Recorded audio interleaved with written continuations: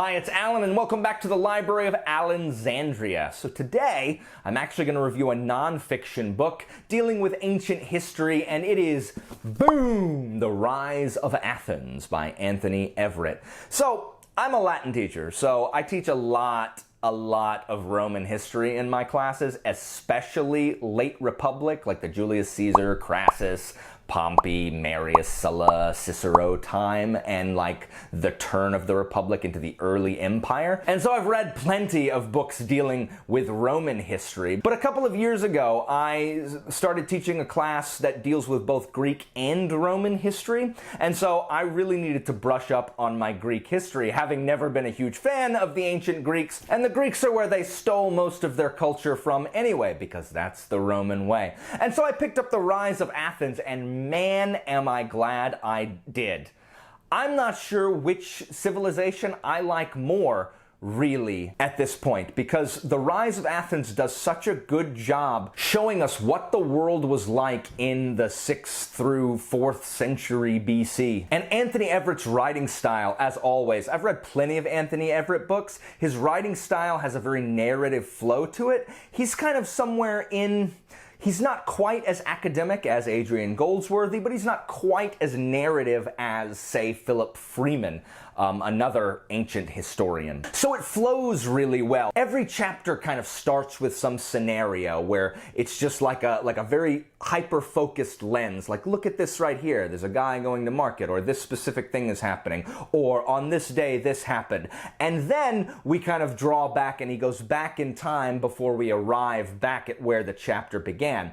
That can be a little off-putting to people. I know in some of the reviews for this book, or any of Everitt's book, because he does this in all of them, people are not a huge fan of how he jumps back and forth in time a lot. And that can be confusing sometimes when you're here with one set of people and then he follows these people through a number of years, and then he goes back and he follows this other kind of through line or group, but we've gone before the time that we just ended in that storyline, so the timelines can kind of get confused if you're not really good at keeping that kind of thing straight. Now, The Rise of Athens is about Athens rising kind of as a superpower among the Aegean city-states. Greece, as we know it, was not Greece back then. Greece was just kind of a people who spoke a common language, but even then different dialects.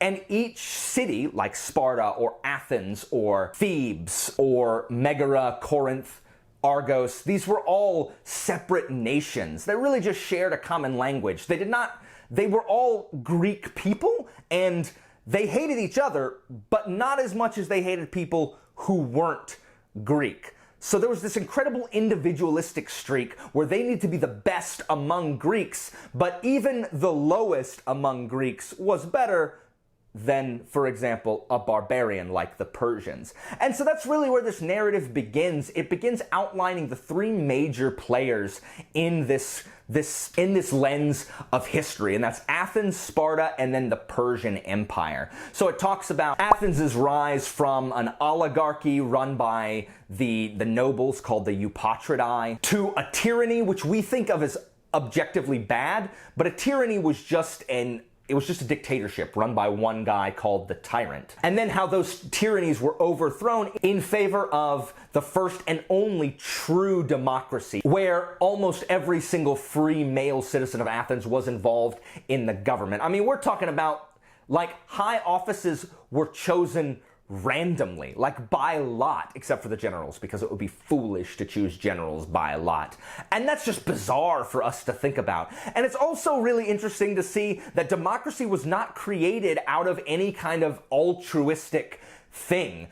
Democracy was created by one family of Eupatridae called the Alcmaeonids, who thought they could leverage democracy into taking more power for themselves in a desperate attempt for this aging family to stay relevant.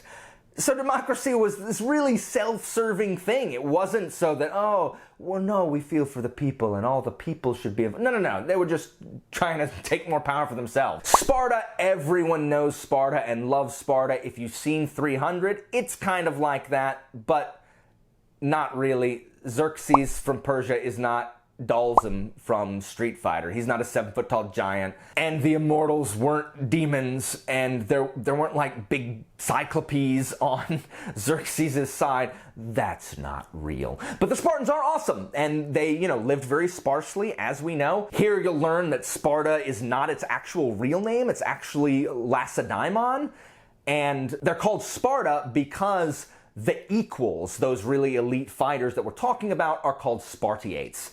And that's where they get their name from. And Sparta was tough, and Sparta lived on this section of Greece called the Peloponnese. It's just this peninsula that's separated by a very small isthmus reaching out from Corinth. And so Sparta kind of dominated the Peloponnese, while Athens rose to dominate really the seas and mainland Greece through its creation of the Delian League. All that happens after we learn about Persia's rise to superpower status through an upstart named Cyrus from a very small nation called Persis, which was a subsidiary of the Medes, and he just rises up, takes over, and boom, knocks out the Medes and the Babylonians and the Lydians. Gone. And now Cyrus controls Persia, the kind of superpower. Now, it's not until his successor, Darius the Great, that all of Greece and Persia become embroiled in a war. And so it's at that point that we just see how war affected the development of these city-states.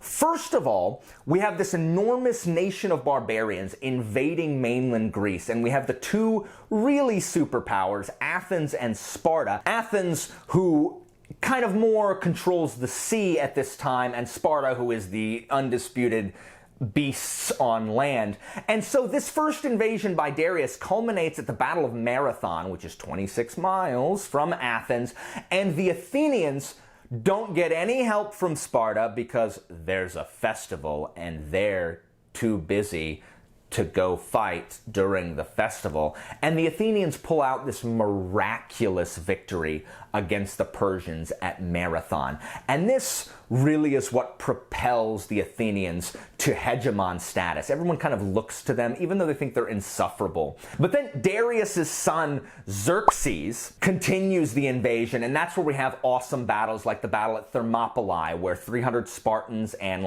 3,700 other Greeks held the pass against Xerxes for a really long time. Super impressive. But the Greeks managed to, through cooperation, repel the Persian horde. And it shouldn't have been able to be done, but it was. And largely because of a guy named Themistocles who pushed Athens to develop and redefine its navy to where Athens became this kind of indisputable master of the seas. So we got Sparta kind of ruling on land and Athens ruling on the seas through this voluntary, compulsory organization called the Delian League, which was a bunch of maritime states that all just kind of paid tribute to Athens. And you can join the Delian League, but you can never leave.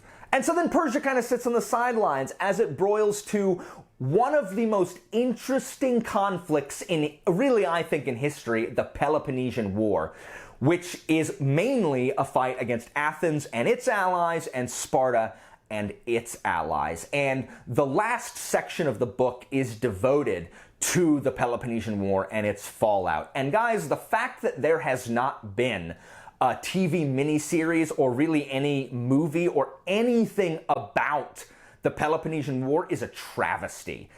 If you read this book, your interest will absolutely be piqued. Now, Everitt doesn't cover every battle in detail, which is kind of annoying for someone who likes to know all of the battles. He covers the major ones, but I like to follow the entire battles. But to do that, you can just read Thucydides, who is the Greek who was there. He's one of the generals, and he kept meticulous records of the battles there. Or if you just want a summary, you can just go to Wikipedia. But this conflict, guys, spanning 30-something years, is just insane. It's broken into 3 parts, and it persists because Athens and Sparta continue to do foolish things. You can't make up some of the stuff that these guys did. You cannot write stuff this good where people are making... If we read a novel covering this stuff and we saw these people make the decisions that they're making, we would accuse the author of having unrealistic characters and having people do stupid things because the plot demands it. Guys, that's how fiction this reads like. The middle part, where Athens, high off of a victory, decides it's going to invade and take over Sicily, that alone could be this epic, like almost horror movie, as this trapped army has to try to escape overland after they've overreached and things did not go The Sicilian expedition is Murphy's Law personified. Anything that can go wrong will go wrong. Again, much of it through human error. And it ends up with these two Athenian armies trying to desperately to escape while being pursued by the enemy. It almost reminds me of Jurassic Park when they're running from the raptors.